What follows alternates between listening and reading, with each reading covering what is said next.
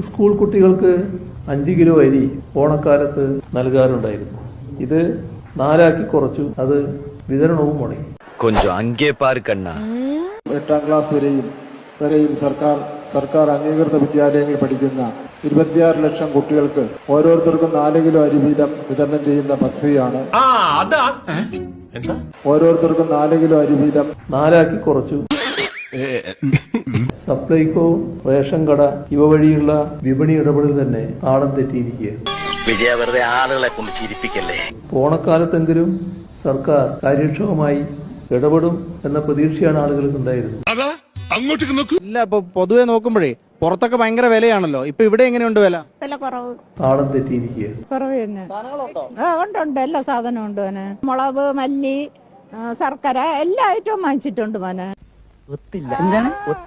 Open മാർക്കറ്റില് 139 രൂപയുള്ള പയറിന് യഥാർത്ഥത്തിൽ ഇപ്പോൾ സപ്ലൈകോയിൽ 85 രൂപയ്ക്ക് കിട്ടും. 2025 യഥാർത്ഥത്തിൽ അതിന് 90 രൂപയായിരുന്നു. പ്രധാനമായിട്ടും ഇപ്പോ ശബരി വെളിച്ചെണ്ണ ഓപ്പൺ മാർക്കറ്റിൽ 350 രൂപയ്ക്ക് മുകളിൽ വിലയുള്ളതാണ്. ഇപ്പൊ ഇവിടെ 229 രൂപയാണ് ഇന്നത്തെ വില. താളം തെറ്റിയിരിക്കുകയാണ്. അപ്പം പൊടി, പുട്ടുപൊടി ഇത് 1 കിലോ ഓപ്പൺ മാർക്കറ്റിലെ 95 രൂപ വരെ വിലയുള്ളത് നമുക്കിവിടെ 49 രൂപയാണ് നമ്മുടെ വില. താളം തെറ്റിയിരിക്കുകയാണ്. ഓണക്കാലത്തെങ്കിലും സർക്കാർ കാര്യക്ഷമമായി ഇടപെടും എന്ന പ്രതീക്ഷയാണ് ആളുകൾക്ക് ഉണ്ടായിരുന്നത്. ഉളുപ്പുണ്ടോ?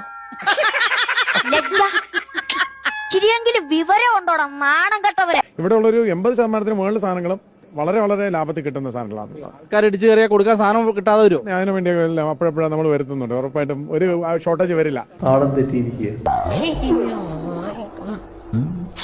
എന്താ ഉറക്കം വരുന്നു?